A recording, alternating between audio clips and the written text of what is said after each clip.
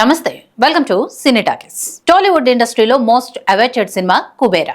Director Shekhar Kammula దర్శకత్వం వహించిన ఈ సినిమా కోసం ఆడియన్స్ ఎంతో ఆసక్తిగా ఎదురు చూస్తున్నారు.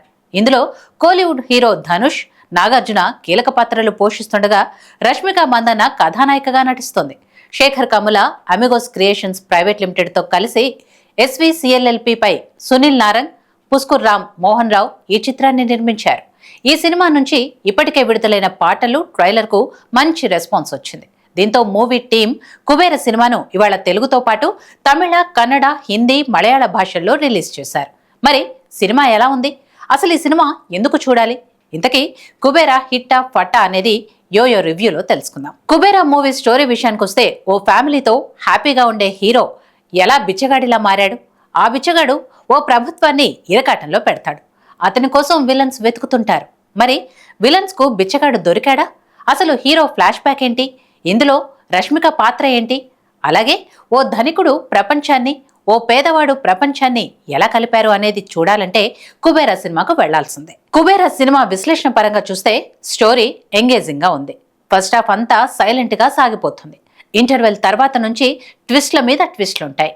Smart and rich chartered accountant గా బ్లాక్ మనీని డీల్ చేస్తూ తెర వెనుక చక్రం తిప్పే పాత్రలో నాగార్జున, ధనుష్ అతన్ని ఎలా ముప్పు తిప్పలు పెట్టారనేది అద్భుతంగా ఉంటుంది. విజువల్స్ అదిరిపోయాయి. ఎమోషనల్ డెప్త్ ఉంది. చాలా పేదరికం నుంచి వచ్చి వ్యవస్థనే సవాల్ చేసే యువకుడిగా ధనుష్ క్యారెక్టర్ ఉంటుంది. అతడి ట్రాన్స్ఫర్మేషన్ అద్భుతంగా ఉంది. క్లైమాక్స్ అయితే అదిరిపోయింది. రాజకీయాలు, సమాజంలో వాటి ప్రభావాన్ని తెరపై శేఖర్ కమ్ముల ఎక్కడా అసభ్యతకు తావు లేకుండా తెరకెక్కించిన విధానం చాలా బాగుంది. మొత్తంగా ఈ మధ్యకాలంలో ఇలాంటి చిత్రం రాలేదు. ఇక దేవిశ్రీ ప్రసాద్ మ్యూజిక్ బాగుంది. కుబేరాలో మాత్రం కథను చూపించేలా, పాత్రల్ని ప్రతిబింబించేలా సోల్ఫుల్ మ్యూజిక్ కనిపిస్తోంది.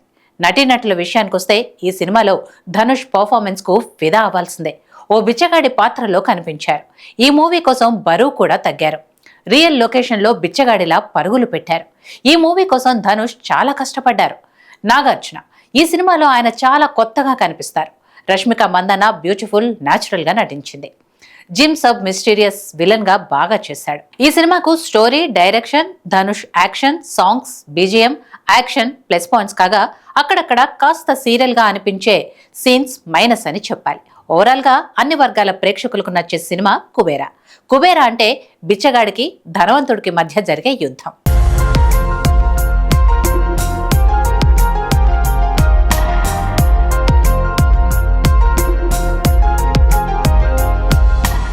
Hi, hello.